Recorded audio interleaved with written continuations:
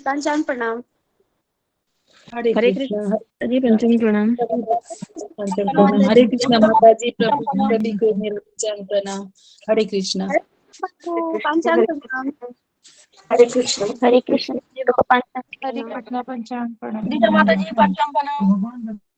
हरे कृष्णा जसिता माता जी, हरे कृष्णा सभी माता जी को हरे सभी कृष्णा माता जी प्रभु जी को पंचांग पंचांग प्रणाम। प्रणाम। हरे कृष्ण रीता माता जी, पंचांग प्रणाम। हरे कृष्ण पंचांग प्रणाम माता जी। हरे कृष्ण। रीतम प्रिया माता जी, आपका रिजर्वेशन वाला इशू क्लियर हो गया? मायापुर वाला नहीं हुआ है प्रभु जी, वो मुझे समझ में नहीं आ रहा है कि वो हावड़ा से फिर आगे नवदीप मतलब कैसे जाना है वो। गुरुजी ने गुरुजी बताया था। मैं आपको बताता हूँ। गुरुजी ने बताया था वहां से दो रास्ते हैं। एक तो है हावड़ा से जाने के लिए डायरेक्ट है, दूसरा है वहां से सियालदह जाइए और सियालदह से जा सकते हैं। तो गुरुजी ने बोला था हावड़ा से ही जाने के लिए। हावड़ा से ही जाना ठीक रहेगा प्रभु जी, क्योंकि जी दो जी। जगह तो पे प्रभु जी अलग हम लोग अलग वहाँ 3:10 को पहुंचेंगे, तो उसके बाद फिर सियालदह आप से आप रांची सियालदह से से भी बोलेंगे ना? कृष्णा नगर।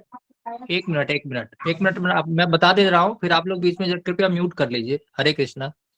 हरे कृष्णा अ, हरे कृष्णा कृष्णा अच्छा, कृष्णा गुरुजी आ हरे ही गए। गुरुजी ने हरे बताया राम था कि हरे सियालदह से राम। कृष्णा नगर सिटी के लिए है, 3 घंटे का रास्ता है।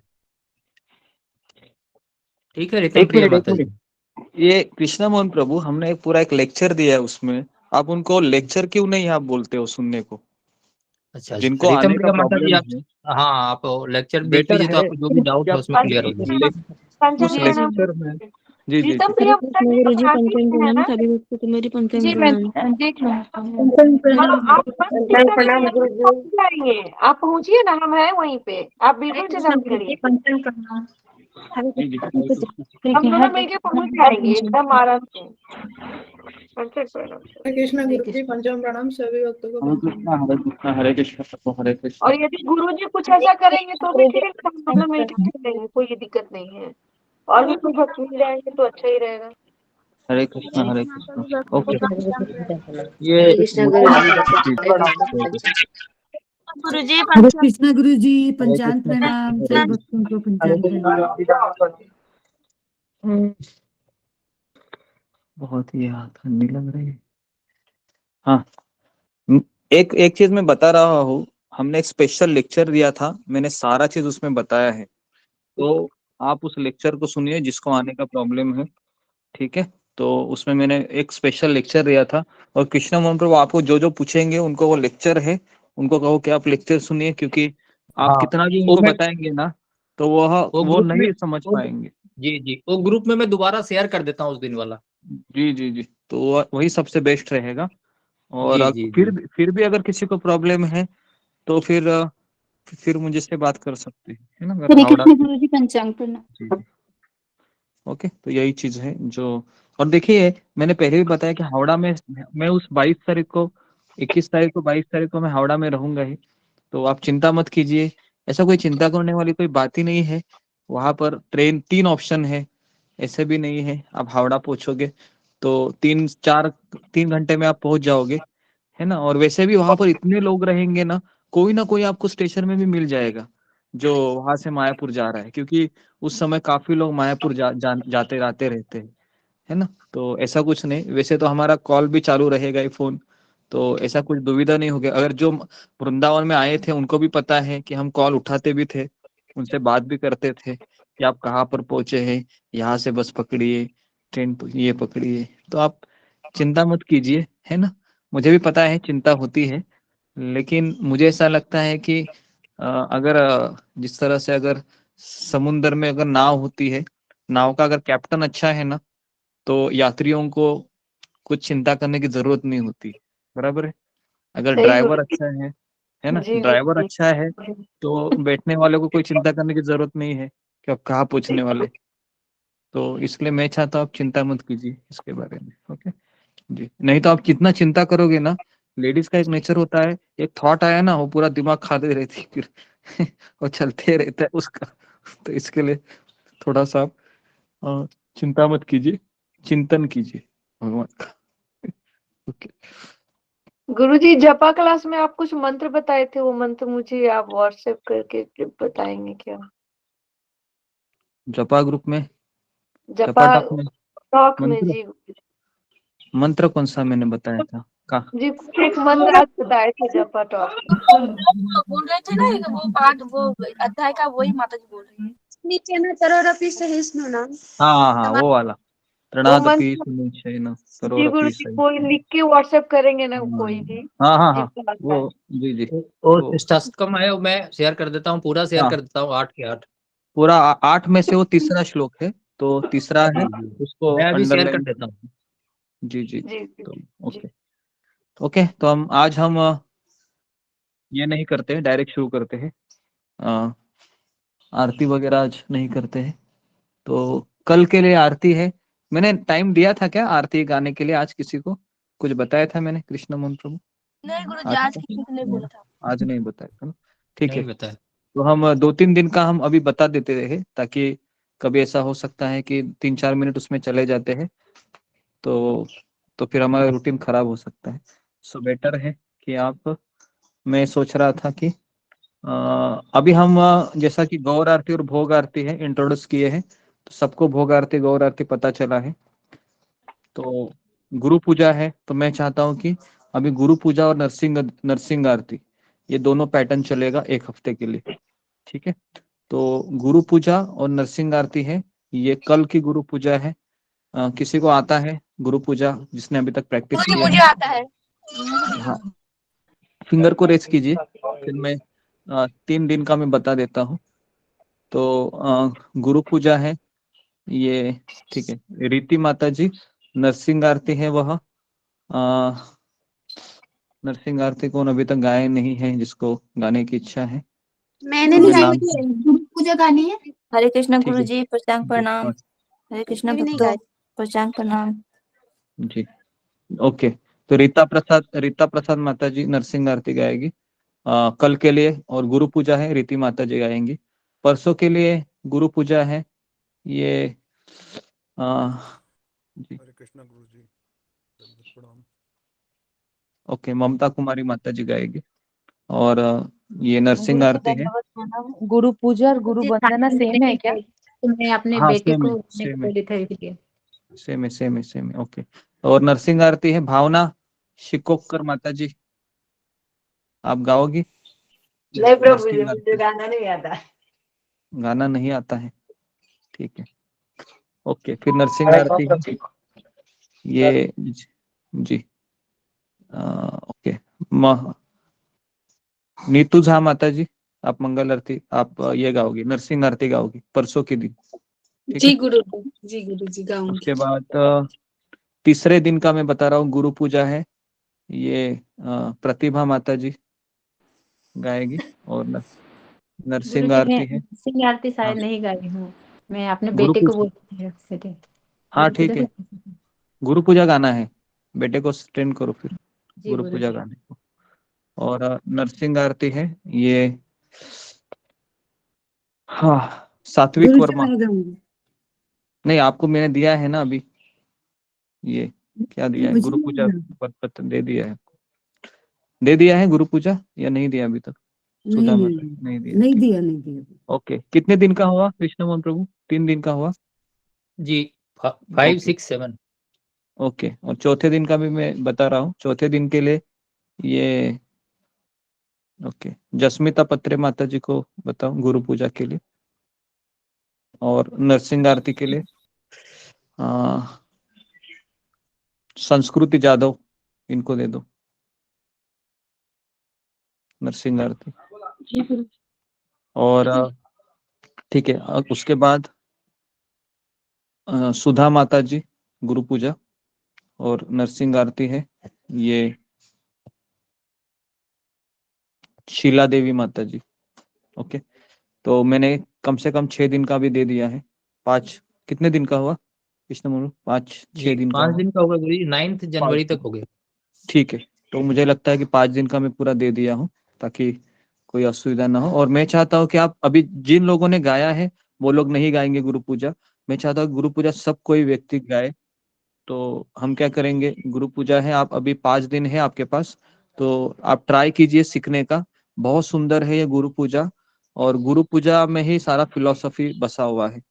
कृष्ण कैसे मिलते हैं, क्या जीवन का ध्येय होना चाहिए, ये सारा उसी में है, गुरु पूजा।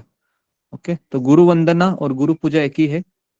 और हर इस्कॉन मंदिर में ना जैसे दर्शन आरती होती है 7 बजे, तो मैं आपको दिखा भी देता हूँ ना, कभी कभी गुरु पूजा चलती रहती है, अगर आपने सुना होगा तो। ओके, और मैं हमेशा गुरु पूजा अटेंड करता हूँ मंदिर में। ओके, और जी, जो लोग मायापुर आना चाहते हैं तो आप तुरंत आप राधिका माता जी को अपडेट कीजिए। थोड़े से अभी रूम्स भी देखने हैं, लोग बढ़ रहे हैं। ओके जी, तो अभी हम आगे बढ़ते हैं राधानाथ महाराज की कथा में। ओम अज्ञानतिमिरान्धस्य ज्ञानांजन शलाकया चक्षुरुन्मीलितं येन तस्मै श्री गुरुवे नमः। जय श्री कृष्ण चैतन्य प्रभु नित्यानंद श्री अद्वैत गदाधर श्रीवासादि गौर भक्त वृंद। मुखं करोति वाचालं पंगुं लंघयते गिरिं यत्कृपातमहं वन्दे श्रीगुरुदीनतारिणम्। हरे कृष्णा कृष्ण कृष्णा हरे हरे, हरे राम राम राम हरे हरे। ओके जी, तो हम आगे बढ़ते हैं राधानाथ स्वामी महाराज की कथा में। तो जिन जिन लोगों को बुक चाहिए वह मुझे डायरेक्टली मैसेज करे। तो 2 लोगों के नाम मेरे पास आए हैं, तो मैं सबको फिर ये महाराज का किताब एक साथ ही भेजता हूँ, ताकि आप लोग उसको जब भी आपको मौका मिले आप पढ़ते रहिए। इतना सुंदर किताब है, और हमने लेक्चर भी दिए हैं इसके ऊपर, अभी तक 15 लेक्चर हुए होंगे कम से हरे कम। कृष्ण गुरु जी, कितने तक की आएगी ये बुक? ये 275 और प्लस इसका कुरियर चार्जेस रहेगा कुछ 50, 350 तक, कृष्ण प्रभु जी, पंचांग प्रणाम। 350 कृष्ण तक आ प्रभु जी, जाएगा, पंचांग प्रणाम। 350 रुपए तक आ जाएगा। ठीक है, और जी, और किसी को भजन की किताब चाहिए भजन की, तो वह भी मुझे मैसेज कीजिए, भजन का और ये वाला, क्योंकि भजन हमारे एकादशी टू एकादशी चलने वाले हैं, और नया नया आरती भी आपको सिखाया जाएगा। तो भजन का किताब रहेगा तो आप तुरंत सीख सकते हैं। उनका वो ओके, मुझे चाहिए गुरु जी। हाँ तो जी जी, तो जिनको जिनको चाहिए गुरु जी, मुझे। ये है क्या? मैं मंगाई हूँ ऑनलाइन, एक बार हाँ जी देखूंगी। जी, यही वाला है, ममता माता जी के पास है ना, ये यही जी मेरे पास है, ये बेस्ट है। इसमें सारे जी मीनिंग भी दिया हुआ है जी ना, आप गुरु देख जी, सकते मैंने हो। मंगाया था और जी एक जी, अमेजन से मंगाई मैं। हाँ हाँ, तो ये अमेजोन में आसानी से मिल जाता है, तो मैं इसका लिंक शेयर कर देता हूँ इसका। ये किताब तो आपका, लेकिन महाराज का किताब है वो मैं तुलसी ग्रुप से मैं कोऑर्डिनेट कर रहा हूँ। वो कहते हैं कि कम से कम 10 से 15 किताब होने चाहिए, तभी हम आपको भेजेंगे बोलते। तो उसके लिए मैं थोड़ा सा वेट कर रहा हूँ, जैसे 15 होंगे भेज दूंगा आपको। तो अभी हम आगे बढ़ते हैं राधानाथ महाराज की कथा के लिए। कौन मुझे बताएगा कल हमने क्या चर्चा की थी? फिंगर को रेज कीजिए। जी, ओके जी, ममता कुमारी माता जी बोलो। जी, हरे कृष्णा गुरु जी, पंचांग प्रणाम, सभी भक्तों को पंचांग प्रणाम। गुरु जी, आपने बताया था कि जो राधानाथ स्वामी के जो मित्र थे नारायण प्रसाद, तो उनके भी एक मित्र थे डॉक्टर राम सेवक करके। वो हिंदू थे, लेकिन उन्होंने मुस्लिम धर्म को स्वीकार किया था और वो इस्लाम मुस्लिम हो गए थे। तो फिर नारायण प्रसाद से राधानाथ स्वामी ने प्रश्न पूछा कि आपके मित्र हिंदू थे, फिर उन्होंने इस्लाम क्यों स्वीकार किया? तब यहाँ पर नारायण प्रसाद जी बहुत अच्छा उत्तर देते हुए बोलते हैं कि कुत्ता अपने मालिक को हमेशा पहचान लेता है, ठीक उसी तरह हमारे स्वामी अलग अलग धर्मों में वस्त्र बदल कर या रूप बदल कर आते हैं। यदि हम उन्हें नहीं पहचान पाते हैं तो हम कुत्ते से भी गिरे हुए हैं। ऐसा उत्तर देते हैं, बहुत अच्छा उत्तर देते हैं। तो महाराज इस उत्तर से बहुत प्रभावित होते हैं और बोलते हैं ये उत्तर मुझे आज तक भी याद है। फिर नारायण प्रसाद उनके जो मित्र थे वो अपने शिष्य गुरु के यहाँ जाते हैं। जो साधु थे राम सेवक जी, उनके राम कथा होती है डेली, तो सब 5-6 लोग मिलके डेली राम कथा सुनते हैं।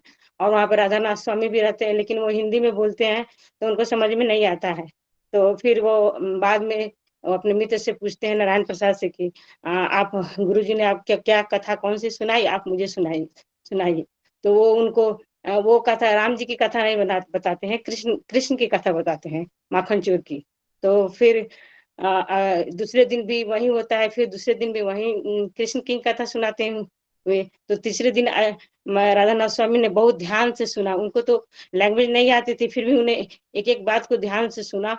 और तीसरे दिन फिर जब नारायण प्रसाद से पूछा कि आप गुरुजी क्या बोले हैं तो सुनाइए, तो उन्होंने फिर कृष्ण की ही कथा सुनाई। तो वो थोड़ा सा विचलित हो गए और बोले कि आप मुझे झूठ क्यों बोल रहे हैं, कि आप मुझे गुरुजी कुछ और कह रहे हैं, लेकिन आप मुझे कृष्ण की कथा क्यों सुना रहे हैं।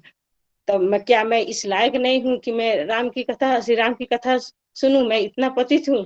तब नारायण प्रसाद ने बोले कि हंसते हुए बोले कि ऐसी बात नहीं है मित्र, कि मेरे गुरु जो राम सेवक जी हैं, उनके सपने में भगवान श्री राम आए थे और उन्होंने कहा कि ये कृष्ण भक्त हैं, तो इनको आप राम की कथा नहीं सुना, आप कृष्ण माखन चोर की कहानी सुना हो।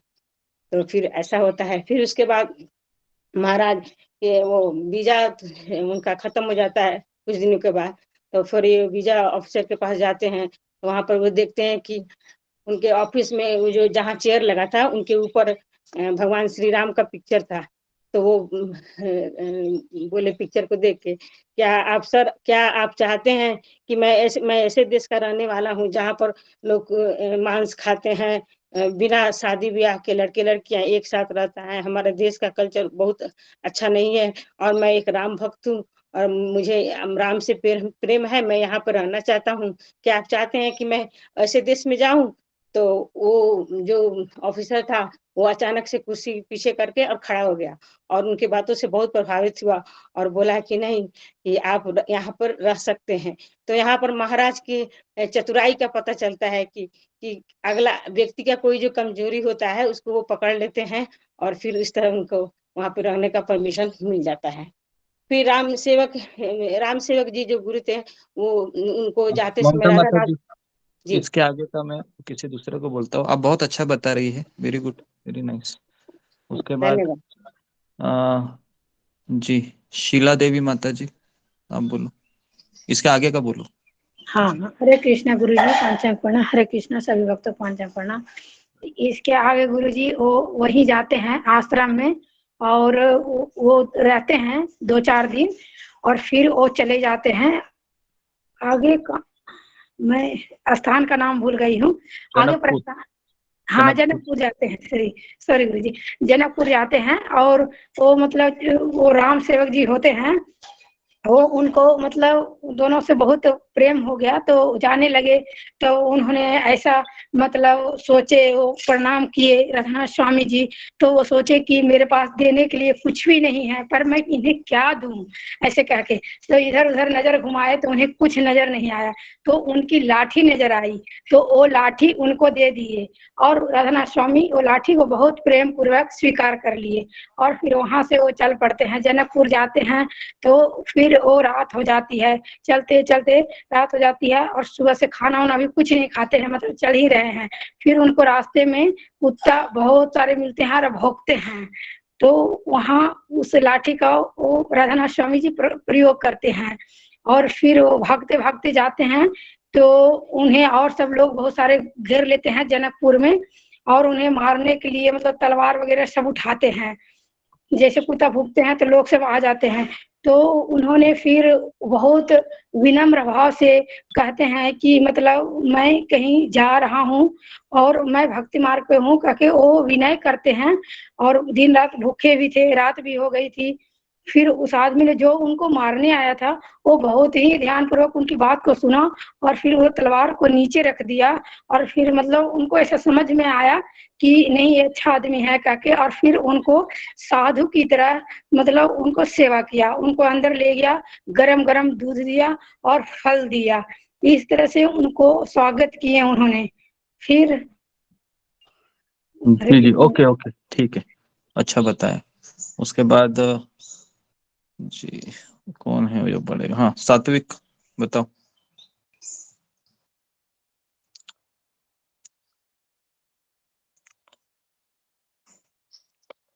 टाइम मत लो, ठीक है। इसके बाद ओके, प्रतिभा माता जी, कंप्लीट करो। हरे कृष्ण गुरुजी, पंचांग प्रणाम, सभी भक्तों को पंचांग प्रणाम। जैसे कि ममता माता जी ने बताया, उनमें से कुछ कुछ रह गया है, अगर आप कहें नहीं, तो। आगे आगे आगे ही पढ़ो, क्योंकि ठीक है, अभी तो यहाँ से कुत्ते कुत्ते के आगे का पास टाइम क्या है वो बताओ, जी, कहाँ तक जो हम? जब राधानाथ महाप्रभु राधानाथ प्रभु जी जब जनकपुर गए थे, जनकपुर में उन्होंने मतलब रात का वक्त था और पूरे चारों तरफ सन्नाटा था, तो उनको देख के 7-8 कुत्ते उनको घेर लिए। हाँ, ये हो और गया, कुत्ते भी आ गए, तलवार भी निकाली। उसके बाद फिर जी उनको देखा कि ये मतलब ये कोई ऐसा वैसा व्यक्ति नहीं है, ये साधु ही है। और उसके बाद फिर क्या हो गया दूध फिर? और फल दिए, कुछ दूध समय और के लिए फल रहे। दिए। फिर हाँ वो बिहार कुंड की तरफ गए। हाँ और हाँ, बिहार को, हाँ। बिहार ओके, तो उनके जो नेपाल और बिहार के मतलब बॉर्डर में है। और वहाँ पे वो गए और वहाँ पे उनको हाँ रामायण के बारे में पता चला। और उनको वहाँ हाँ पे जैसे कि एक जन उनको रामायण से ये सीता जी का जन्म स्थान है, और हाँ, सीता जी का कैसा मिथिला। मतलब जन्म हुआ हाँ वो उनको बताया। उनका नाम मिथिला हाँ था। और जैसे हाँ कि जनक महाराज ने जब सूखा पड़ा था, तब वो हल चलाए हाँ थे, तो वो मिट्टी से निकला, इसके बारे में बताए थे। फिर आपने हाँ कहा था कि रामायण और रामचरितमानस के हाँ, बीच दो इंग्लिश इंग्लिश के हाँ ग्रंथ उनको भेज हाँ दिया। हाँ, उनको मिल गए थे 2 इंग्लिश के ग्रंथ, तो उससे वो बहुत ही मतलब खुश हुए थे। और हाँ, यहाँ तक था। ओके ओके, ठीक है।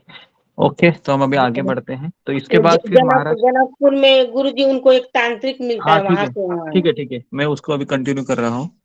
तो जनकपुर के बाद महाराज काठमांडू चले गए थे। तो काठमांडू, ये आपको पता है, नेपाल में एक जगह है, जो वहां पर गए थे। तो अभी वहां पर क्या होते हैं देखिए। जी, गुरुजी उसका नाम, वो जो डॉक्टर का नाम आपने बताया नहीं था ना? मोहम्मद मोहम्मद मोहम्मद, मुसलमान हाँ डॉक्टर हाँ, मोहम्मद मोहम्मद मोहम्मद था ना? मोहम्मद हाँ। मोहम्मद था उसका। जी, और जो जनकपुर में मिला था उसका नाम वासुदेव था। हाँ हाँ, अभी तक हम उधर आए नहीं। अभी हम वासुदेव के पास लेकिन उससे पहले, ने कुछ वेद जी बताया था। पहले भी उसका नाम था, बाद में मोहम्मद पड़ा भी थे। हाँ, पहले वो भारतीय था वो।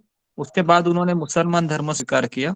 फिर वह कुरान का एक विद्वान हो गया, डॉक्टर भी था वो। और उसके बाद फिर उसने अपना नाम चेंज करके मोहम्मद रख दिया ऐसे। तो ये उसका हिस्ट्री था। और वो किसका मित्र था ये राम सेवक स्वामी के जो शिष्य थे, क्या नाम था उसका? नारायण प्रसाद, उसका मित्र था वो। नारायण ठीक है, प्रसाद। हाँ। तो इस तरीके से ये जनकपुर में महाराज मिले। तो अभी महाराज कह रहे हैं कि मैं आगे बढ़ रहा था वनों में भ्रमण करते हुए काठमांडू। और वहां पर महाराज कहते हैं मुझे 7 मील पूर्व में बोधनाथ पर्वत में पहुंचा। काठमांडू में बोधनाथ पर्वत है। ओके, तो मैं उसके पिक्चर को, मैं इसके फोटो को शेयर करता हूँ काउंसलिंग मीटिंग ग्रुप में, ताकि आप लोग उसको देख सकते हैं। मैंने कुछ फोटो शेयर किए हैं, लेकिन उसके पहले के कुछ पन्ने रह गए हैं। तो मैं अभी जो शेयर कर रहा हूँ ना, मैं उसको कोई शेयर कीजिए, राधिका माता जी, या कोई स्क्रीन शेयर कीजिए। जी गुरु जी। अच्छा, स्क्रीन शेयर करना है। हाँ, अब अभी भेज रहा हूँ ना, उसका कीजिए। अभी जो मैं सेंड कर रहा हूँ, पहले वाले मत कीजिए। ओके। तो अभी मैंने किया है, देखो, उसको सेंड करो। हरे कृष्णा गुरु जी, पंचांग प्रणाम। हरे कृष्णा सारे भक्तों को पंचांग प्रणाम। हरे कृष्णा। हरे ये एक चीज मुझे पता नहीं थी, शिखा माता जी, जब भी आप आओगी ना लेट, तो मेरा आपसे चरणों में निवेदन है कि आप अनम्यूट करके मत बोलिए। क्योंकि अभी मैं मान लो लेक्चर दे रहा हूँ, तो आपके वो पंचांग प्रणाम से क्या हो रहा है, लिंक ही टूट जाती है, आवाज भी नहीं आता है। तो मैं सबको ये कह रहा हूँ, अगर प्रवचन चल रहा है, अगर आप लेट ज्वाइन होते हो, तो फिर आप अनम्यूट करके ही, अनम्यूट नहीं, म्यूट रख के ही प्रणाम वगैरह जो भी करना है आप कीजिए। ठीक है, मेरा सबसे निवेदन है ये, क्योंकि इससे बहुत बार ऐसा होता है कि ये होता है। ओके जी।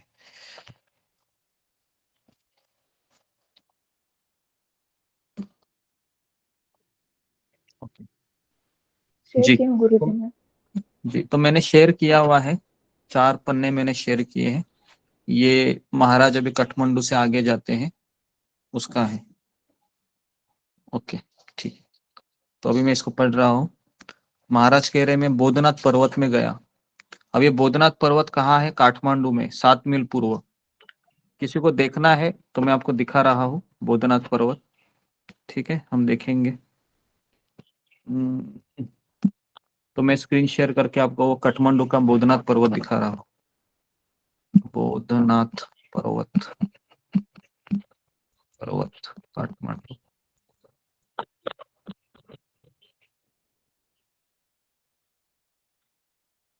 जी, ये वो जो बोधनाथ ये है काठमांडू का, ये क्या बोल सकते हो उसको, बड़ा सा ये आपको दिख रहा है। ये किस तरीके से, देखो ये पर्वत कितना बड़ा है, देखो कितना ओपन स्पेस है। और ये ऊपर क्या है आप देख सकते हो, है ना।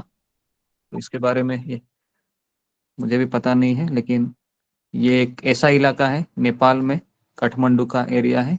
महाराज कह रहे कि मैं वहां पर चला गया। ओके, अब यहाँ पर जाने के बाद महाराज कहते हैं कि पर्वत के नीचे, महाराज कहते हैं मैं पर्वत के नीचे फूलों से भरे एक वृक्षों के कुंज में ध्यान करने लगा। आंखें खोलने पर मैंने एक सुंदर इंद्रधनुष्य को देखा जो हिमालय की घाटी पर खींचा हुआ था। और मैंने शीतल सौंधी पवन की एक गहरी सांस ली, और शीघ्र ही ऊंची पदचापों ने मुझे मेरी स्वप्निल स्थिति से निकालकर मेरा ध्यान एक यूरोपीय पर्यटक की ओर आकर्षित किया। वह छाती फुलाए खाने पीने के सामान का एक बड़ा थैला हाथ में लिए जा रहा था। 6 फुट ऊंचा था वो, और बॉडी बिल्डर था वो। अचानक जंगल से निकले एक बंदरों की टोली ने उसे घेर लिया। काठमांडू में बंदर है तो रहेंगे बंदर, है ना, सभी जगह पर बंदर रहते हैं। तो भले ही हर बंदर उसके सामने पिद्दी दिखा रहा था, वे बंदर उसकी कमजोरी ढूंढकर हमला करने की कला अच्छी तरह से जानते थे। वे दांत दिखाते हुए गुर्राए और डरावनी मुद्राओं से उसे धमकाने लगे। किसको? वो जो व्यक्ति चल रहा था ना, बड़ा सा बिल्डर, हाँ, उस महाबली ने अपनी एक बलिष्ठ भुजा में अपना सामान पकड़ा और दूसरे से एक बड़ा पत्थर उठा लिया। फिर एक योद्धा की भांति उस पत्थर का घुमाते हुए उसने उन छोटे लुटारों का कचमुर बनाने की धमकी दी। किंतु बंदरों को कोई फर्क नहीं पड़ा तथा वे पहले से भी ज्यादा जोर से गुर्राने लगे। वे छोटी छलांग पर अपने शिकार के पास आए और उसके मन पर हमला करने में सफल हो गए। डर से उस पहलवान के हाथ पांव फूल गए और वह एक सहमे हुए बच्चे के समान कांपने लगा। अंत में एक छोटा बंदर ठीक उसके पीछे आया, उसके हाथ से थैला खींच लिया। पहलवान ने रोकने की चेष्टा भी नहीं किया। बिना उस पर ध्यान दिए बंदर थैले के इर्द गिर्द खाने के लिए जमा हो गए। घबराहट से कांपता वह महाकाय धूप निकलकर भाग गया।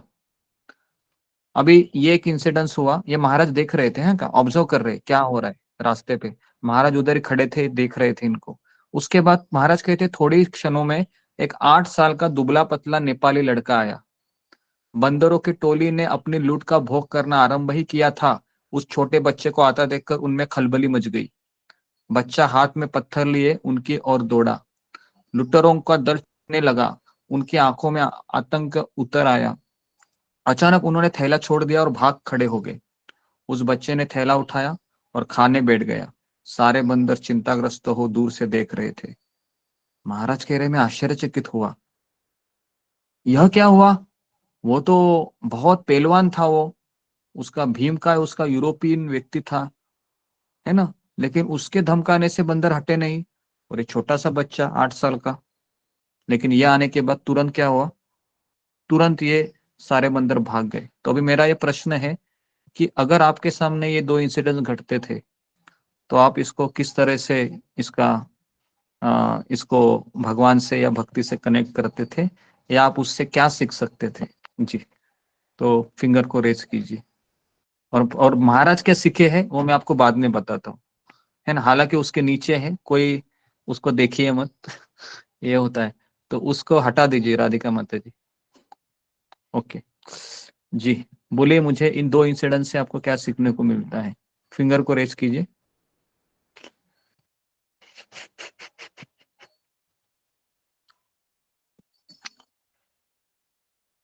सबको समझ में आया क्या ये स्टोरी, या किसी को आया ही नहीं? गुरुजी एक बार फिर देते तो अच्छा। जी प्रभु जी आया। समझ नहीं नहीं आया आया, गुरु। आपका ध्यान नहीं था लगता है। नहीं ठीक है, पढ़ने लगे गुरुजी, ढूंढ रहे थे। नहीं नहीं, में आया। हाँ अभी मैं स्क्रीन शेयर करना ही छोड़ देता हूँ, क्योंकि स्क्रीन शेयर करने के बाद आप पढ़ते रहते हैं, सुनते नहीं है, तो आप सुना करो। हाँ बोलो सीमा शर्मा माता जी। गुरुजी जैसे बंदरों ने उन पर हमला किया ना, तो वो खुद लड़ाई लड़ रहे थे, तब तक वो उनसे संघर्ष नहीं कर पाए और उन्होंने छोड़ना पड़ा। तो भक्ति में आने से हम यही सीखते हैं कि फिर किसी भक्त का आने से, हम जैसे कोई भक्त आता है हमारे जीवन में, तो फिर हमारी कठिनाई दूर हो जाती है। अच्छा अच्छा अच्छा, ओके ओके ओके, ठीक है। विकास निगम प्रभु।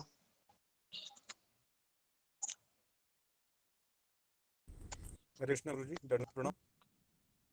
गुरु जी, ये जो 2 इंसिडेंट आपने एक पहलवान का और एक बच्चे 8 साल का बताया, उसे मुझे जो समझ में आया कि जो पहलवान था वो बाहर से देखने में बहुत ही बलिष्ठ था और ताकतवर था, लेकिन उसके अंदर निडरता और आत्मविश्वास कम था। और जबकि वो 8 साल का बच्चा था, वो एक आत्मविश्वास से लैस होता है। तो यही होता है, जब हमारे अंदर भगवान की भक्ति अंदर हृदय में होती है, तो हमारे अंदर वो आत्मविश्वास आ जाता है कि हम किसी भी चीज से डरते नहीं हैं। और भले हम बाहर से देखने में हम कितने भी बड़े या ऐश्वर्य वाले हो जाएं, लेकिन अगर अंदर विश्वास, भगवान की भक्ति नहीं है, तो वो विश्वास नहीं होता है, और वो डर हमें कहीं ना कहीं हमें हरा देता है, जैसा कि उस पहलवान के साथ हुआ। जी जी जी जी, वेरी गुड। तो ये इन्होंने सटीक आंसर दिया है कि देखिए वो जो बॉडी बिल्डर था ना, बाहर से बहुत वो शक्तिमान था वो, लेकिन उसका मन है ना, मन खोखला था उसका। समझ में आया ना? इसके लिए बंदर ये बहुत कमजोर थे उसके सामने। वो एक बंदर को आसानी से वो दबोच सकता था, लेकिन उसमें कायर था, आत्मविश्वास की कमी थी, भय था, इसके लिए वो हार गया वहां पर। और दूसरा जो छोटा लड़का है 8 साल का, वो तो दुबला पतला था, नेपाली लड़का। बाहर से वह दष्ट पुष्ट नहीं था, लेकिन अंदर से निडर था, वो आत्मविश्वास था उसके अंदर। तो इसके लिए मुझे बताओ कि भक्ति करने के लिए भी ना बाहर का कोई चीज ज्यादा हमें प्रभावित नहीं कर सकता है। अगर हम अंदरूनी, अगर हम भगवान की श्रद्धा से हम ओत प्रोत है ना, हमने पूरी अंदरूनी अगर आश्रय लिया है गुरु का, कृष्ण का, शास्त्रों का, तो हम बाहर, हम गरीब हो, पैसे वाले हो, काला हो, गोरा हो, इंडियन हो, अमेरिकन हो, कोई भी नेशनलिटी का हो, या कोई भी हमारी परिस्थिति क्यों ना हो, है ना, हमें उससे कुछ फर्क नहीं पड़ेगा। समझ में आ रहा है? तो अभी महाराज क्या कहते हैं देखो, अभी महाराज का कंक्लूजन में बता रहा हूँ, सुंदर लिखा है महाराज ने। यदि हमारे मन में डर बैठ जाता है तो हम कमजोर होकर हार सकते हैं, बराबर है। और ये सबके साथ होता है भक्ति में चलते हुए। हमको भविष्य की चिंता खाई जाती है कि मेरा भविष्य कैसे होगा, मैं इसी तरह से भजन करूंगा, सारे लोग मेरे से दूर हो जाएंगे, मैं बीमार हो जाऊंगी, मुझे कौन लेने के लिए आएगा। कितने लोगों के मन में प्रश्न आता है, मुझे पता है आता होगा, है ना। सबके जीवन में प्रश्न ये है, क्योंकि भक्ति करने से सब दूर हो जा रहे मेरे से, कृष्ण है ना। लेकिन अचानक मुझे बुखार आ गया, अचानक पति बोलेगा अभी जा, तुम्हारे सत्संग वाले गुरुजी को बुलाओ, तुम देखो वो आता है क्या, ये भी सवाल आएगा, है ना। ये सब मैं बता रहा हूँ क्योंकि ये मैंने भी ये बचपन से मैं सुन रहा हूँ ये सारी चीजें, है ना। मेरे पिताजी हमेशा मुझे बोलते हैं, आज भी बोलते हैं, इस्कॉन वाले आने वाले हैं क्या तेरा करने के लिए, ऐसा बोलते हैं। मैं बोलता इस्कॉन वाले नहीं करेंगे, मैं खुद कर लूंगा ठीक है, इस्कॉन वाले क्यों आएंगे, मैं थोड़ी ना उनके पास, वो थोड़ी ना, उन्होंने थोड़ी ना मुझे बुलाया है, मैं खुद उसके पास गया हूँ, मुझे भक्ति चाहिए थी ना, तो वो क्यों मेरा इतना करेंगे। मैं गया हूं ना उनके पास, थोड़ी ना उन्होंने मुझे बुलाया आजा आजा करके। मुझे भक्ति चाहिए थी, मैं गया, तो वो क्यों मेरा मेडिसिन वगैरह करेंगे, मैं ही करूंगा। और मैं थोड़ा सा मन में ऐसा सोचता हूँ कि वैसे तो जाना तो सबको ही है ना। अगर भले ही आप मेरे साथ रहेंगे तो मेरा साथ थोड़ा सा दवा दारू करेंगे, मुझे हॉस्पिटल लेके जाएंगे, है ना, लेकिन मरना तो मुझे है ही एक ना एक दिन। मैं ऐसा सोचता हूँ इसको एक तरीके से। तो मुझे हमें थोड़ा निडर बनना चाहिए, क्योंकि हम देखते हैं सड़क के किनारे से कितने लोग है ना अकेले ही रहते हैं, पता ना लावारिस की तरह। उनका कौन करता है बताओ ना, फिर भी जी रहे हैं ना। तो हम क्यों इतना डरे, है ना। तो इसके लिए डर हमेशा निकाल देना चाहिए, है ना। ओके, और ये मेरा प्रैक्टिकल अनुभव रहा है। मैं जब मरीन इंजीनियरिंग में था, मर्चेंट नेवी में था, मैं जहाज में, तो मैं खुद में 2019 को, कोरोना से पहले मैं आखिरी मैंने जहाज मारा था, तो मैं नॉर्थ अफ्रीका में था। उधर मुझे हेवी मलेरिया हुआ था, इतना बड़ा मलेरिया हुआ कि मेरा 104 मेरा टेम्परेचर हो गया, पूरा बॉडी बदन दर्द करने लगा, और माला भी मेरे से हाथ सरक रहा था माला से। मैं सोच रहा मेरा माला कैसे होगा, मेरा यही चिंता थी, माला कैसा होगा, मेरा माला कैसा होगा। तो वो लोग फिर वहां पर कैप्टन ने किसी हॉस्पिटल के व्यक्ति को बुलाया, और उसने फिर मुझे एक छोटा सा नाव से मुझे पोर्ट में लेके गया। वहां पर सारे अफ्रीकन डॉक्टर थे एकदम, वो एकदम बड़े बड़े एकदम। मैं तो देखते ही रह गया, अभी ये क्या करेंगे मेरे साथ पता नहीं। इनको लैंग्वेज भी आती नहीं थी। मैंने कृष्ण को नाम लिया, कृष्ण बोला अभी इनको आप ही बुद्धि दो, अच्छा मेरा इलाज करे। और मेरे आंखों से हमेशा ऐसे धुंधलापन आ रहा था, क्योंकि बुखार भी 105 का था। और उन्होंने मुझे सलाइन डाल दिया, और उसके बाद बोला इसको खाना खिलाओ अभी। तो मैंने कहा कि मैं कोई नॉनवेज वगैरह खाता नहीं हूँ, मुझे कोई वेजिटेरियन खाना दे दो करके।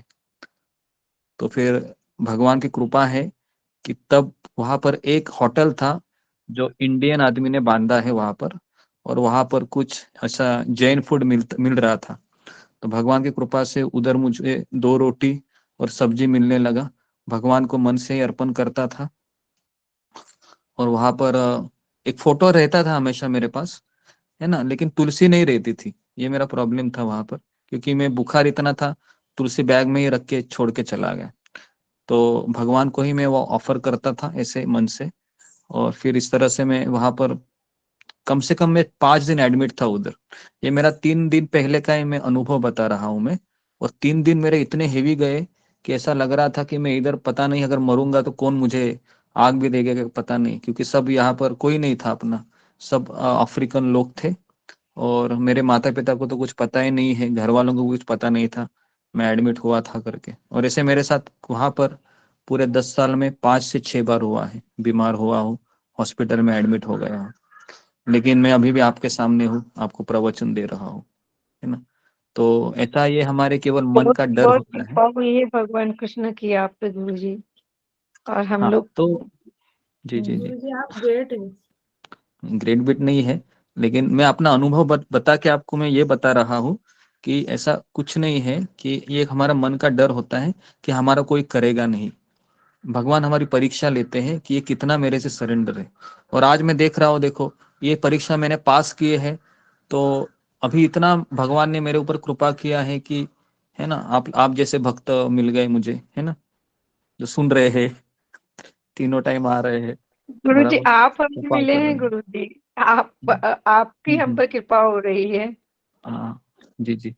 तो जी जी, तो मैं इस तरह से यहाँ पर ये इंसिडेंस मैंने इसके लिए बताया, ये अफ्रीका का हो या फिर मैंने वो इटली का एक्सपीरियंस मैंने शेयर किया था, किस तरह से मैं जहाज का रास्ता भूल गया था और एकदम हताश हो गया था, पता नहीं क्या होगा क्या नहीं, क्योंकि जहाज चली जाती थी, वहां पर इटालियन लैंग्वेज ही चलती थी, इंग्लिश भी किसी को आता नहीं था। क्या खाऊंगा क्या पीऊंगा, जेब में $1 भी नहीं था मेरे। मैं सोच रहा था अभी क्या करूं क्या नहीं, है ना। तो मैंने देखा कि भगवान परीक्षा भी लेते हैं, और अगर हम सकारात्मक रवैया से रहेंगे तभी, कृष्ण को गाली नहीं देंगे या कृष्ण को हमेशा कृतज्ञ रहेंगे ना, तो कृष्ण वही सॉल्यूशन देते हैं। ये मेरा अनुभव है पिछले 8 से 10 साल का। वही हमको कष्ट में भी डालते हैं और वही निकालते भी है। बस हमें तभी ना निकालने के समय तक और कष्ट में वो पीड़ा सहने तक उसमें थोड़ा सा गैप रहता है। उस गैप में हमेशा भगवान को धन्यवाद देना चाहिए। अगर वो हम करते हैं ना तो भगवान हमको निकालते हैं, और वो एक्चुअली परीक्षा होती है। गुरुजी, आपने ये भी तो बताया था कि आपको इतना ज्यादा बुखार रहता था, आपको होश नहीं रहता था, बट लेकिन जाप के टाइम आपको उतना देरी मतलब होश भी आ जाता था, उतनी देरी आप जाप भी कर लेते थे। जी जी, तो मेरा जपा है, कभी हुआ नहीं ऐसा। हालांकि मुझे पता है कि मैं 104 डिग्री में भी था ना, तो भी भगवान ने मुझे इतना दिया कि तुमको जपा करना है, इतना मेरा ध्यान में था, क्योंकि मैंने गुरु को वचन दिया। अगर हम गुरु को वचन दिए हैं ना, वो हमारा चाहे कोई भी परिस्थिति हो, मरते दम तक हमको उसको निभाना है। फिर तो ये भी भगवान देखते हैं कि आप कितना आप वो क्या उस वचन को कितना आप निभाते हो, है ना। तो ये जस्ट मैंने गुरुजी, इसको आपका शेयर भी किया। कोई साक्षात्कार ऐसा कुछ है जहाँ पे हम आपके बारे में पूरा अगर एक जानना हो तो मिल सके? जी, मैंने एक बार दिया था साक्षात्कार, नहीं, मैंने अपने बारे में पूरा एक लेक्चर ही दिया है। तो मुझे अच्छा। लगता है वो यूट्यूब में रहेगा वो। तो मैंने पूरा डिटेल उसमें बताया है कि किस तरह से मेरा जर्नी रहा था, एकदम शॉर्ट में बताया मैंने। हाँ, तो उसको भी सुन सकते हैं आप।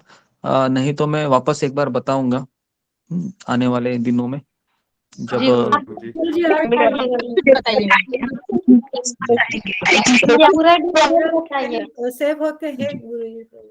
जी, फरवरी महीने में बताऊंगा, जब मेरा बर्थडे रहेगा तब। आपका बर्थडे कब है? फरवरी को उस टाइम बता दो। फरवरी में मैं तब मायापुर में ही रहूंगा। भगवान की कृपा है कि इस बर्थडे में शायद मायापुर में हो सकता हूँ, अगर भगवान की इच्छा रहेगी। ओके। क्या है? भक्ति की भी कृपा है, भक्तों की कृपा है। गुरुजी मेरे जी। क्वेश्चन, गुरुजी मेरे क्वेश्चन है। नहीं नहीं, अभी मैं आगे जाता हूँ थोड़ा सा। हाँ, गुरुजी आपने जो बताया ना उसी में थोड़ा सा। आपका बर्थडे है? वो सब बताता हूँ मैं। अभी मैं कैसे बताऊँ? हम मैं लोग जस्ट सेलिब्रेट आपको हिंट करेंगे दिया। गुरुजी, हम लोग सेलिब्रेट करेंगे। जी जी, सेलिब्रेट कीजिए, सेलिब्रेट कीजिए। ओके। आगे बच्चा का रूप बढ़ते हैं। लगाया। जी, तो अभी मैं यहाँ पर बताना चाह रहा हूँ। हाँ, आती बंसी नहीं खाई थे बांसुरी कल ही तो। ये माइक को जरा बंद कीजिए राधिका। ओके। तो महाराज कह रहे हैं, यदि हमारे मन में डर बैठ जाता है, तो ये मैंने डर के बारे में मैंने ये उदाहरण दिए, मैंने मेरा अपना अनुभव बताया। मेरा अपना अनुभव शेयर करने के पीछे मुझे यही कारण लगा कि ये कंसेप्ट क्लियर होना चाहिए कि मेरा कोई नहीं है, क्योंकि इस मार्ग पे हमको अकेले को चलना है। जो भी वैष्णव लोग हमारे साथ है, मैं आपके साथ हूँ, लेकिन मैं आपके घर में नहीं आ सकता हूँ आपकी मदद करने के लिए, या आप बुखार है तो पट्टी लगाने के लिए। समझ में आ रहा है ना? क्योंकि मैं बहुत लंबा रहता हूँ, अगर रहता तो शायद आता था, लेकिन आपके परिवार वालों को अच्छा भी नहीं लगता था। तो इसके लिए मैं वो मेरे से अपेक्षा भी मत कीजिए। मैं यहाँ पर आपको सुझाव दे सकता हूँ क्या करना चाहिए क्या नहीं करना चाहिए। तो इसके लिए हमारे मन में डर बैठ जाता है तो हम कमजोर होकर हार सकते हैं। और कई लोग ना, मैंने इस्कॉन में पिछले 20 साल में देखे, कई लोग इसलिए जाते हैं कि यहाँ पर हमारा भविष्य सिक्योर नहीं है, क्योंकि यहाँ पर आने के बाद केवल हमको कमिटमेंट देनी पड़ती है। यहाँ पर ऐसा सोचते हैं कि कृष्ण पता नहीं कब आएगा, ये परिवार वाले ही लोग अपने हैं। तो इस तरीके से वो हार जाते हैं, कमजोर पड़ जाते हैं। तो मैं नहीं चाहता हूँ कि हमारे ग्रुप में ऐसा कोई कमजोर पड़े। तो इसके लिए मैं सारी चीजें आपको, जब जब बात निकलती है, मैं सब आपको सिखाने का प्रयास करता हूँ कि भविष्य में क्या क्या आने वाला है करके। तो जब कोई ऐसे आपत्ति आएगी, मन में डर बैठ जाएगा ना, तो इस वाक्य को आप याद कीजिए। अभी महाराज कहते हैं, यह विदेशी व्यक्ति बंदरों से अपरिचित था, किंतु नेपाली बच्चा था, जीवन भर बंदरों के बीच रहा था, इसलिए हम उससे डरते हैं जिसे हम नहीं जानते, है ना। हम क्यों डरते हैं? क्योंकि हम जानते नहीं है कि इससे क्या होने वाला है। अपने आध्यात्मिक स्वरूप के ज्ञान और भगवान की सच्ची श्रद्धा से हम समस्त भयों पर विजय प्राप्त कर सकते हैं। दो चीजें बताई महाराज ने। पहला है अपने आध्यात्मिक स्वरूप का ज्ञान, मतलब मैं कौन हूं? मैं भगवान का दास हूं। मैं किसी का पति नहीं हूं, मैं किसी की पत्नी नहीं हूं। ये तो मेरी जिम्मेदारियां है जो मुझे निभानी पड़ रही है। क्लियर है? ये मेरी जिम्मेदारियां, लेकिन जिम्मेदारियां भी कैसे निभानी है? सामने वालों को ये दिखाना नहीं है कि मैं जिम्मेदारी निभा रही हूँ। सामने वालों को लगना चाहिए कि हाँ भाई, ये मेरे साथ ही रहता है, मेरा ही आदमी है। तो इसके लिए उतना आपको मैच्योर्ड होना चाहिए।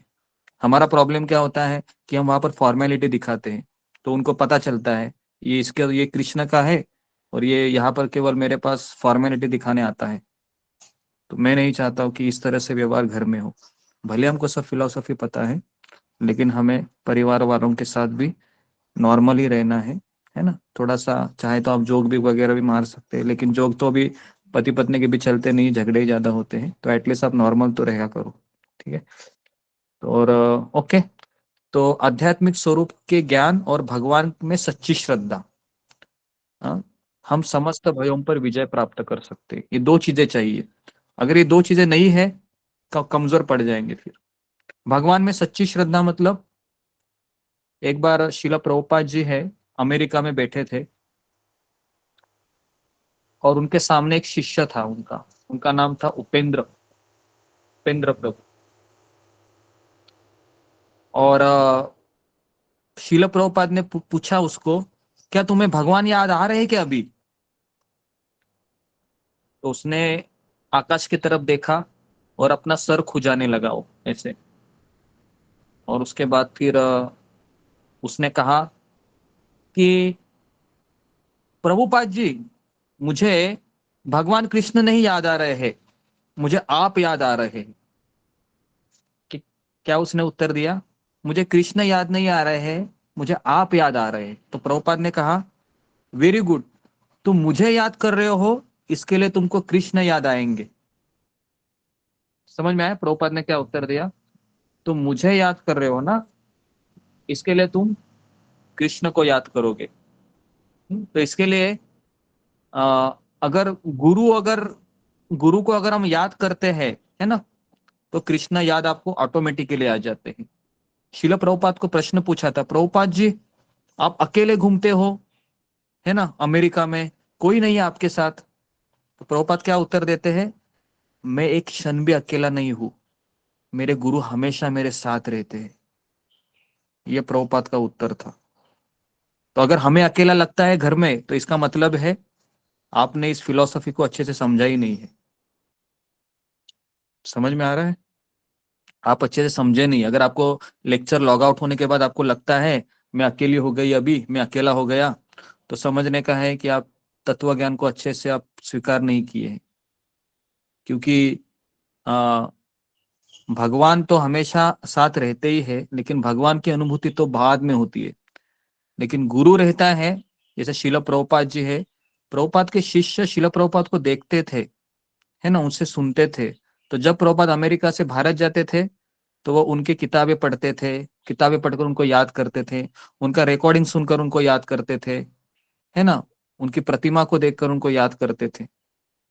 और शिला प्रभुपाद भी वही हमको सिखाते हैं। ऐसा एक क्षण भी नहीं था कि मैं मेरे गुरु से कभी विलग हुआ हूं, मैं मेरे गुरु से साथ रहा हूं। समझ में आ रहा है? तो यहाँ पर वो चीज दिखाई, ये समस्त भयों पर विजय प्राप्त कर सकते हैं हम। हे भगवान, कृपया मुझे ऐसा साहस दे जिससे मैं आप तक पहुंचने का मार्ग प्राप्त कर सकूं। छोटा सा ही इंसिडेंस था, बराबर है, एक बंदरों का जो थोड़ा इंसिडेंस था, दो चीजों का, लेकिन क्या महाराज ने फिलॉसफी दिया है इसमें, जबरदस्त फिलॉसफी दिया है ना। हमारे मन में भी डर बैठ जाता है और हम कमजोर होकर हार जाते हैं दुनिया से, दुनिया के लोगों से, और हम परेशान हो जाते हैं, मेरे साथ क्या हो रहा है, कृष्ण में हार क्यों रहा हूं? कृष्ण बोल रहा है तुम इसलिए हार रहे हो क्योंकि तुम्हारी अभी तक श्रद्धा अच्छे से नहीं है, परिपक्व नहीं है। श्रद्धा पर विजय प्राप्त करो और सत्संग करो, है ना। एक बार सत्संग है तो हमारा जीवन है। सत्संग चला गया, आप कितना भी बड़े भक्त होने दो, कुछ फर्क नहीं पड़ता है। माया केवल फूक मारेगी हमें, फू करके, और हम उड़ जाएंगे। ओके, आगे बढ़ते अभी। कैसा लगा आपको ये पैराग्राफ महाराज का? अच्छा लगा? 15-20 मिनट का ही बहुत अच्छा लगा। सिखाने वाला था। अभी महाराज आगे बढ़ते हैं। जब मैं अपने इन विचारों पर मनन कर रहा था, वह मुस्कुराता हुआ बालक भागा भागा मेरे पास आया और थैले से कुछ केले निकालकर मुझे देने लगा। बंदर मुझे एक भावी शिकार मानकर उत्साह से चींची करने लगे, क्योंकि अभी बंदरों को क्या पता चला, हाँ अभी ये भी वैसा ही है, फॉरेनर दिख रहा है ना, महाराज फॉरेनर थे, अभी इसके हाथ से हम केले छीन लेंगे। तो सारे बंदर चींची करने लगे उत्साह से, उन्होंने मुझे यह सिखला दिया कि मुझ में और उस यूरोपीय पर्यटक में बहुत समानताएं है, मैं भी उसी के तरह हूँ, ऐसा उनको लगने लगा। जितनी मुझे लगती थी उससे कहीं अधिक, यह सोचते हुए कि अभी मुझे उस बालक की मासूम निर्भय श्रद्धा तक पहुंचने के लिए लंबा रास्ता तय करना है, मैंने मुस्कुराते हुए उस बालक को मना कर दिया, मुझे तुम्हारे केले नहीं चाहिए। महाराज ने लिया नहीं केला उनसे। तो इस तरीके से इंसिडेंस था बंदरों का, एकदम टचिंग इंसिडेंस है, छोटे छोटे इंसिडेंस है, लेकिन इंसिडेंस से भी ज्यादा महाराज का जो सोच है ना, राधानाथ महाराज का, वो सबसे जबरदस्त है। और ये सब हमारे लिए ये बहुत इंपॉर्टेंट चीज है, क्योंकि इस मार्ग पर ना हमें ये सब आने वाला है ना। तो इसके लिए जब जब आपको ये महाराज के जितने भी प्रवचन है ना, आप उनको बार बार सुना करो, जो मैंने दिया है पिछले 15 दिनों में, उसमें आपको बहुत शक्ति मिलेगी, क्योंकि बहुत इंस्पिरेशनल स्टोरी है ये राधानाथ स्वामी महाराज की। उसके बाद महाराज कहते हैं, मैं वनों में भ्रमण करते हुए मुझे सीताराम बाबा मिले, एक असाधारण व्यक्ति जिनका मैं प्रेम से खड़े बाबा के रूप में स्मरण किया करता था। गहरे पक्के रंग वाले सीताराम बाबा 62 वर्ष के थे। उनकी आंखें बड़ी थी और वह टाट से बना एक सादा परिधान पहनते थे। टाट, टाट मतलब क्या बोलते हैं उसको, पता है आपको टाट किसे बोलते हैं? वो पोंछने वाला रहता है ना, खादी कलर का होता है उसको, उसमें से कुछ थैली की तरह भी उसका इस्तेमाल होता है, टाट करके। बोरे जैसा होता है, बोरे का हाँ, सारे बोरे जैसा, हाँ, बोरे जैसा, गेहूं चावल करके गेहूं वो वगैरह रहता है भरते ना। हैं उसमें, वही होता है हाँ, टाट। हाँ, टाट। तो गुरुजी वो वह, जूट का बना रहता है, जूट बोलते हैं उसको। जूट का बना रहता हाँ, है वो। जूट, हाँ, जूट, हाँ, जूट, टाट जो भी है। तो महाराज कहते हैं कि वो टाट पहनते थे, और मेरे लिए उससे भी अधिक विस्मयकारी उनकी लकड़ी की खपचिया थी, जिसे वे अपने टखनों के चारों ओर बांध कर रखते थे। टखनों के चारों ओर मतलब, टखन किसे कहते हैं समझा नहीं मैं हिंदी में।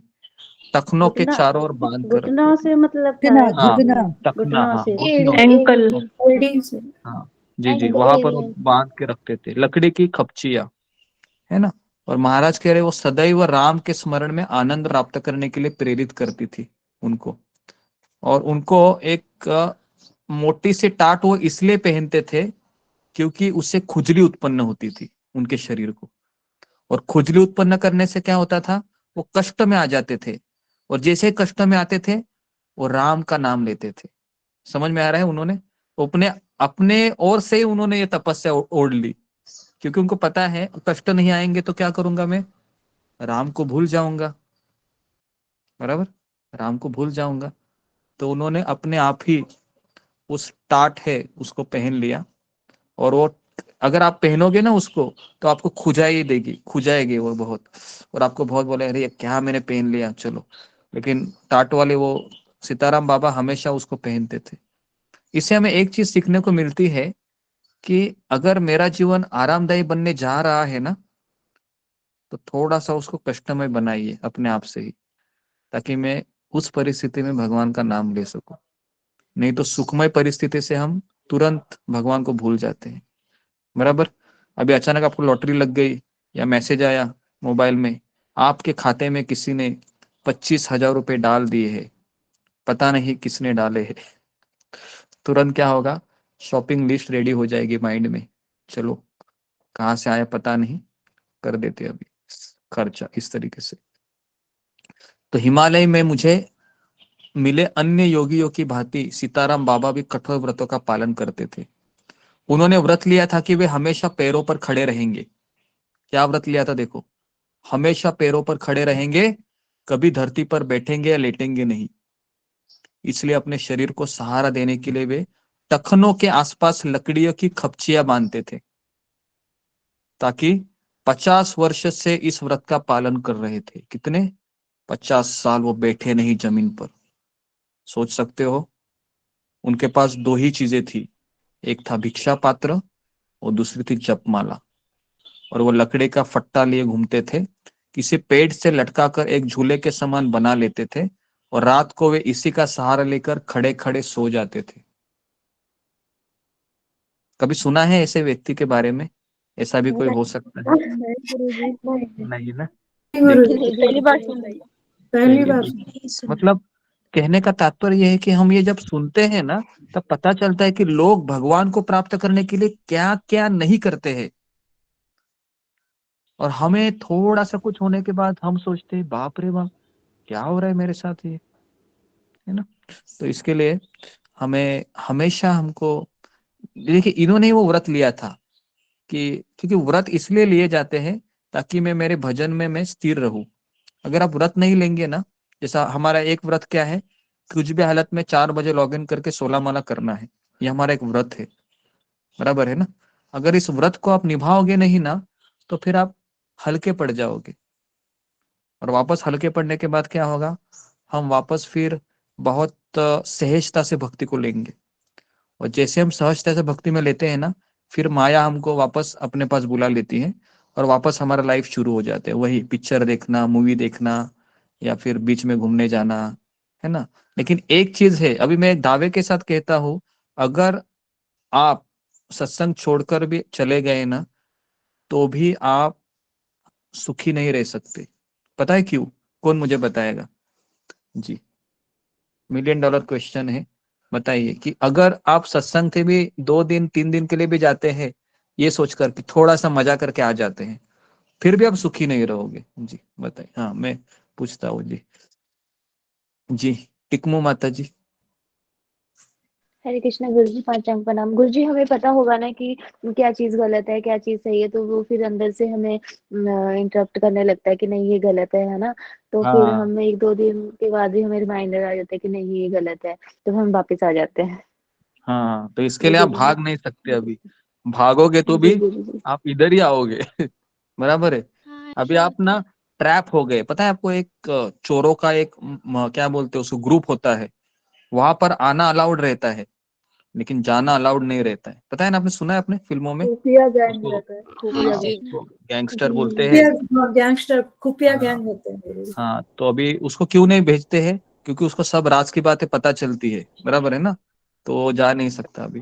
तो हमें सब राज की बात पता चली अभी, बराबर है ना, क्या करने से क्या क्या होने वाला है। तो अगर आप मान लो कि अचानक बीच पे चले गए, किसी ने कहा कि ले लो पानी पूरी खा लो, कुछ नहीं होता है, और हमने भी बोला चलो खा ही ले लेते हैं, जैसे ही खाते हैं ना, खाने के बाद देखो आपका मन आपको कितना बोलेगा, पागल कहीं का, सत्संग में इतना सुना है फिर भी खा लिया, है ना। देखो ये प्रैक्टिकल कितने लोगों का ये अनुभव रहे, बहुत लोगों का अनुभव रहेगा, है ना। गुरु जी। ऐसा है गुरु जी, मैं कि तो अभी इस दौर से गुजर रही हूँ अभी, मेरे साथ तो तो प्रैक्टिकल हो रहा है ये। जी, कल ये मेरी सब होता है। गुड़िया का ना बर्थडे था ना, तो इनके पापा ने जबरदस्ती बोले खा लो, तो मैं रात में खा लिया, अभी सुबह तबीयत खराब हो गया। हाँ देखो, ये ठीक है। भी एक चीज होता है, कुछ एक्स्ट्रा खाने से ना तो तबीयत ही खराब हो जाता है, वो भी पता नहीं कैसे। जी जी जी। तो गुरु जी, आपको घर का ही खाना बना के खाना चाहिए, मैं घर का ही बना के खाती हूँ और जी भोग जी भी देती हूँ। जी जी जी जी जी। तो इस तरीके से सीताराम बाबा है वह, रात को वो सहारा लेकर खड़े खड़े ही सो जाते थे। ओके। और उन्होंने 4 दीवारी के भीतर भी न सोने का व्रत लिया था, वो कभी 4 दीवारी के अंदर नहीं सोते थे, और शाकाहारी होने के कारण साथ साथ कभी भी अन्न दाल या फलियां नहीं खाते थे। मैंने स्वयं अपनी आंखों से उन्हें इस व्रत का पालन करते हुए देखा है, महाराज कहते थे। इसके लिए ना महाराज इस्कॉन में आने के पहले ही ना, महाराज को ये सब महाराज देख रहे थे कि भगवान को प्राप्त करने के लिए लोग क्या क्या करते हैं। उसके बाद महाराज इस्कॉन में आए थे, प्रभुपाद से मिले थे। ओके। तो महाराज कह रहे थे कि वह भिक्षा मांगने के लिए जाते थे, तो दाल रोटी चावल ये सब उनको देते थे, लेकिन बाबा और मैं, हम दोनों एक साथ घूमने लगे। फिर प्रतिदिन वे प्रसन्नता पूर्वक मेरे लिए दाल चावल की भिक्षा मांगते थे, क्योंकि मैं उनके साथ था ना, इसके लिए वो दाल चावल मांगने लगे, और लकड़ियां इकट्ठा करते थे और पत्थरों से बचाए चूल्हे पर भोजन पकाना आरंभ करते। भोजन पकाते हुए वे मेरा पूरा समय या तो वो खड़े रहते या उकड़ू बैठ जाते, मतलब उसमें लकड़ी के इस पे। जब भोजन बन जाता था तो वह प्रेम से प्रार्थना एवं मंत्रों के साथ अपने आराध्य श्री राम के चित्र को भोग लगाते थे। फिर वे सब कुछ मुझे परोस देते थे, लेकिन मैं यह जानने के लिए उत्सुक था कि वो क्या खाते हैं। उनके साथ बिताए दिनों में मैंने उन्हें कभी भी मुट्ठी भर मूंगफलियों के अतिरिक्त कुछ और खाते नहीं देखा। यही एकमात्र भोजन था जिससे उनका व्रत नहीं टूटता था। फिर भी वे परिश्रम करके मुझे अच्छी तरह खिलाने में प्रसन्न होते थे। वे कहते थे कि भगवान के प्रति प्रेम दिखाने के लिए हमें उनके बच्चों की सस्नेह सेवा करनी चाहिए। एक दिन जब सीताराम बाबा को घर घर भिक्षा मांगकर कुछ सब्जियां मिली तो मैं खुशी से फूला नहीं समाया। अंततः आज उनके पास खाने के लिए कच्ची मूंगफलियां के अतिरिक्त कुछ और भी था, किंतु जब उन्होंने मुझे प्रसाद परोसा तो यह देखकर मेरा हृदय बैठ गया। उन्होंने सारी सब्जियों में मैं खाने वाला हूं ना, इसके लिए दाल भी डाल दी, चावल भी डाला था, और अपने लिए उसने कुछ नहीं बचाया था। तो ये होता है साधु। ये साधु की व्याख्या होती है। साधु अपने बारे में नहीं सोचता है कि मुझे क्या मिलेगा खाने को। साधु की डेफिनेशन है कि दूसरों को खिलाने में आनंद लेता है।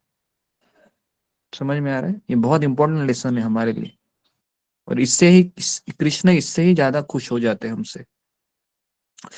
एक बार मैंने बाबा से पूछा, आप इतने कठोर व्रत का पालन क्यों करते हैं?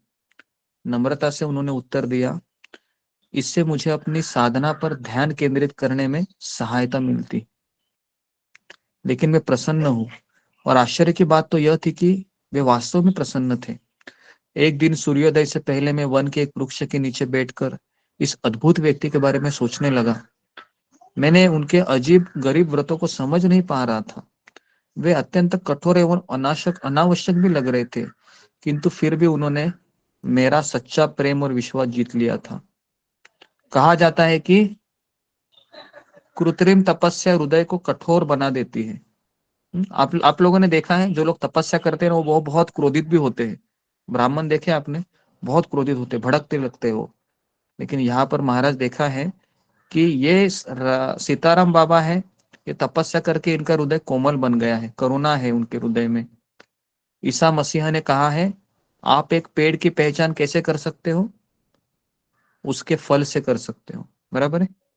अगर पेड़ कैसा है कैसे पता चलेगा ये पेड़ बहुत अच्छा है? उसके फल देखकर, है ना? तो सीताराम बाबा के संग में मेरे मन में एक प्रश्न उमड़ आया।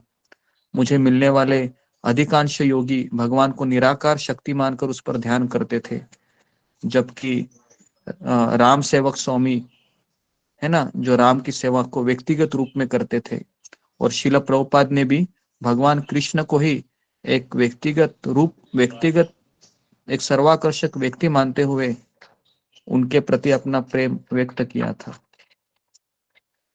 महाराज कह रहे कि मैंने बौद्ध धर्म देखा पढ़ा, लेकिन मुझे इसमें भी ये चीज नहीं मिली। महाराज कहते हैं कि एक दिन वन में इकट्ठा चलते हुए मैंने बाबा से पूछ ही लिया, बाबा जी भगवान निराकार है या सगुणवादी है ना? हमारा यही प्रश्न था ना 12वें अध्याय में। अर्जुन कृष्ण को क्या पूछता है? यही पूछता है ना कि कृष्ण आपके दो प्रकार के भक्त होते हैं, निर्विशेषवादी और सगुणवादी, दोनों में से कौन से श्रेष्ठ है? तो यहाँ पर भी महाराज ने वही प्रश्न पूछा सीताराम बाबा को। कहा कि भगवान निराकार है या साकार है? तो वे झटके से रुक गए, उनकी घनी बाहें सिकुड़ गई, कठोर जीवन से उभरी गहरी झुर्रियों से भरा उनका चेहरा झुक गया। उन्होंने गहरी सांस ली। यदि हमारा आकार है तो भगवान का आकार नहीं हो सकता है क्या? भगवान के पास सब कुछ असीमित मात्रा में है। उन्होंने सिर हिलाया। यह गलत समझ मेरा हृदय तोड़ देती है कि भगवान निराकार है करके। उनके उस उत्तर ने मुझे झकझोर दिया। मैं भगवान के स्वरूप के ऊपर उस मूलभूत मतभेद से अवगत होता जा रहा था। क्या वे निराकार है? क्या वो एक शक्ति है या वो परम पुरुष है?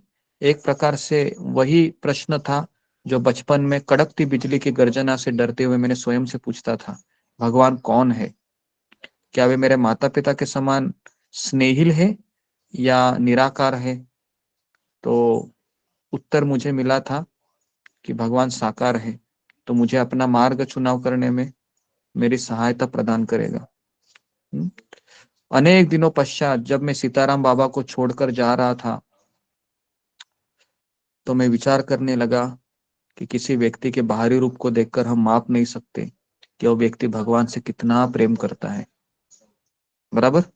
हम किसी बाहर से कोई व्यक्ति बाहर से दिखेगा, दाढ़ी बड़ी हुई है, कैसे तो घूम रहा है पागल के जैसा, लेकिन बाहर को देखने से हमको पता नहीं चलेगा कितना वो भगवान से प्रेम करता है। क्या करना होगा, उसके साथ हमको रहना होगा, है ना, 4 दिन 2 दिन, तब जाके पता चलेगा कितना इसका भगवान से प्रेम है। ओके, तो इस तरीके से महाराज कहते हैं कि एक और मैंने देखिए धर्मपरायण लोग देखे जो अपना व्यवसाय कर रहे थे और परिवार का पालन भी कर रहे थे और भगवान का भक्ति भी कर रहे थे, और दूसरी ओर मैंने देखा वन में सीताराम बाबा जैसे निराले एकांतवासी भी मिले। लेकिन इन सभी में मैंने जो समानताएं देखी, महाराज कहते हैं मैंने 3 चीजें देखी दोनों में, चाहे वो घर में राम भक्त से मिला में, जैसा वो नारायण प्रसाद था, या फिर वह जब कुत्ते जब बरसते हैं ना और उनके एंट्री करते, वो भी राम के भक्त थे, उनके साथ भी महाराज रहे। और यहाँ पर महाराज कहते हैं मैं सीताराम बाबा के साथ रहा। तीनों को मैं देखते हुए मुझे 3 चीज सीखने को मिली। पहला है विनम्रता, दूसरा है अपनी साधना। साधना मतलब सुबह उठना ही है, कुछ भी हो बैठ जाना है, भले मेरा मन माने या ना माने, है ना, चाहे मैं कितनी भी रात को लेट सोया हूं, मैं उठूंगा ही उठूंगा। और फिर चाहे तो अगर आपको एक बार आपकी साधना हो गई, फिर आप थोड़ा सा रेस्ट ले लो, कोई बात नहीं, लेकिन साधना ये पत्थर की लकीर है हमारे लिए। महाराज कहते हैं कि अपनी साधना पर गहरा ध्यान, और तीसरा है दूसरों की सेवा करने की असीमित लालसा। ये 3 चीजें महाराज ने कहाँ पर सीखा? काठमांडू, जहां पर महाराज सीताराम बाबा के साथ रह रहे थे, उस पर्वत में, है ना, बोधि पर्वत। तो इस तरीके से यहाँ पर हम रुक जाते हैं। तो यहाँ पर हम सीताराम बाबा से ये सीखे कि इतने कठोर व्रत लिए थे, क्यों लिए थे? ताकि उनकी साधना अच्छे से बनी रहे। दूसरा, उनमें विनम्रता थी, जैसे वो महाराज को खिलाते थे, महाराज के लिए वो जाते थे भिक्षा मांगने के लिए। आप सोचिए, महाराधाना स्वामी तो एकदम तभी जवान लड़के थे, साधु भी नहीं थे, बस अमेरिका से आए थे।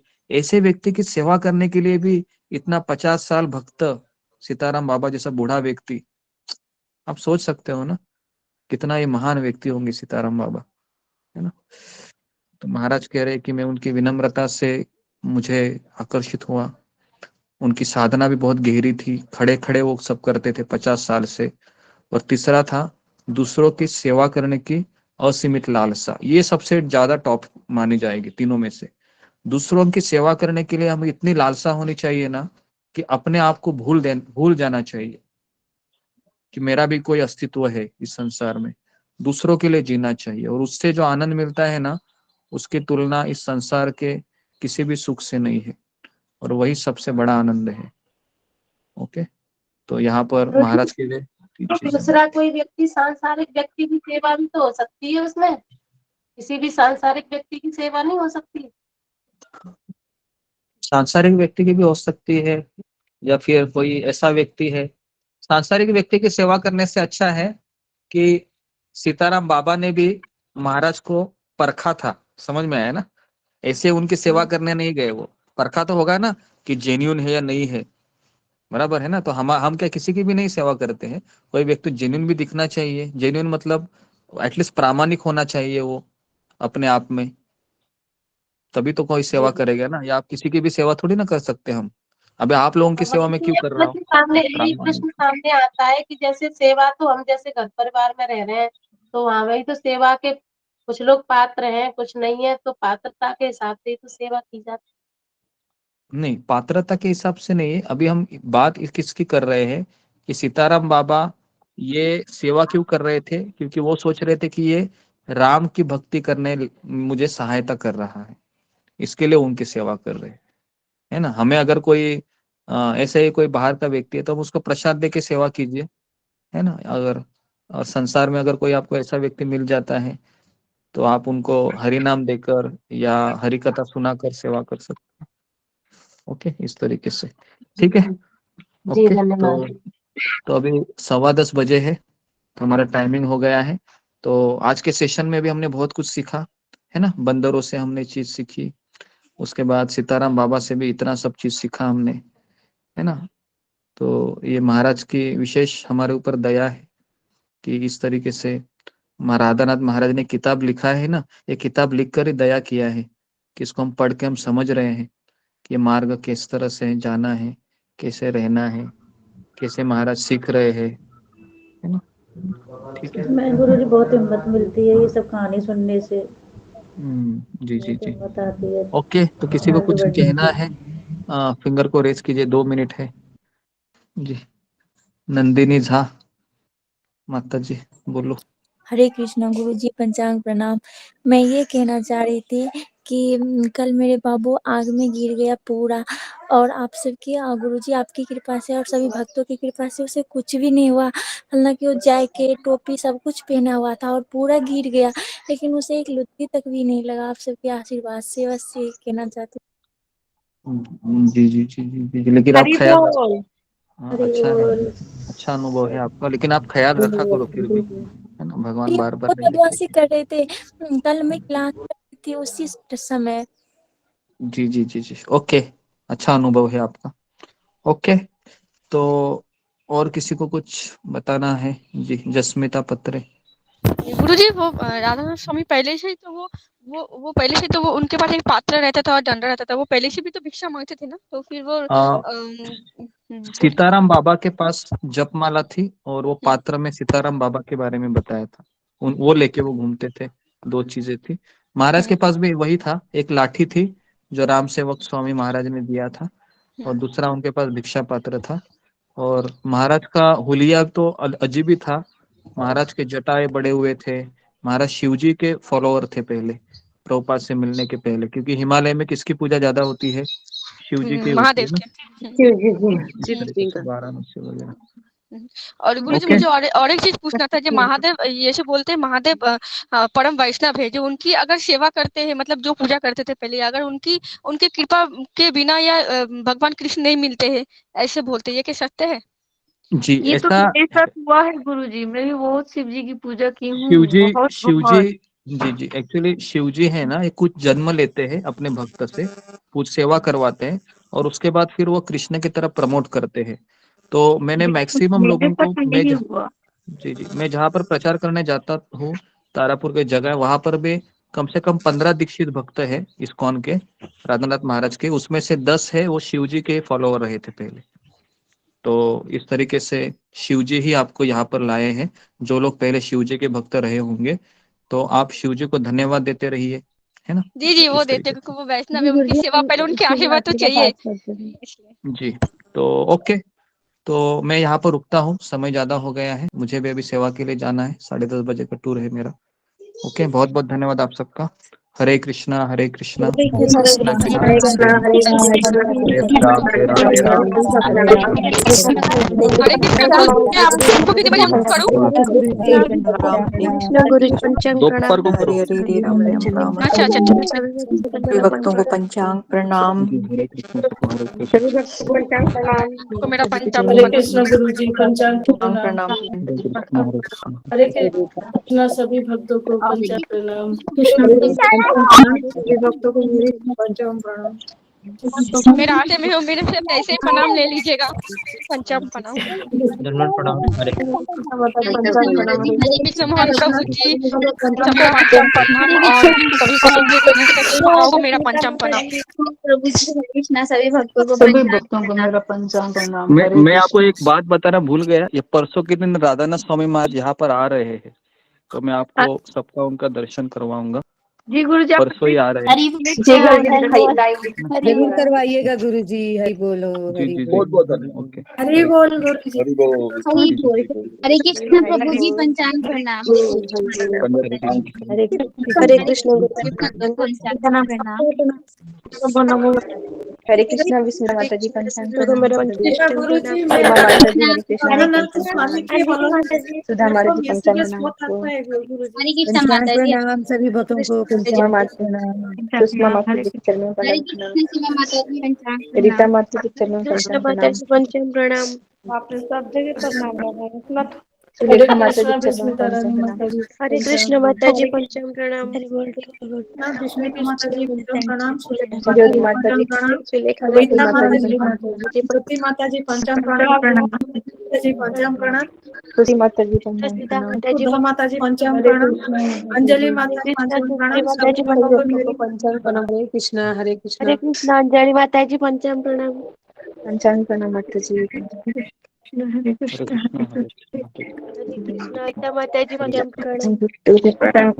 पंचांग हरे कृष्ण हरे कृष्ण प्रणाम। पंचांग प्रणाम। सभी को पंचांग प्रणाम। हरे कृष्ण पंचांग हरे प्रणाम। कृष्ण रागिनी माता जी पंचांग हरे प्रणाम। कृष्ण रागी माता जी प्रणाम। सभी को हरे कृष्ण रागिनी माता जी पंचांग माता जी प्रणाम। पंचांग प्रणाम। रागिनी माता जी पंचांग प्रणाम। हरे कृष्ण माता जी पंचांग प्रणाम। हरे कृष्ण हरे कृष्ण हरे कृष्ण रवि माता जी पंचांग प्रणाम। विस्मिता माता जी आपके ससुर जी जी माता जी। ठीक है। नहीं ठीक नहीं अभी तक। वो भी जो रात रात हो गए तो बिल हो गए बहुत जोर से चिल्ला रही है बहुत जोर से। अभी ठीक नहीं है। वो माला करते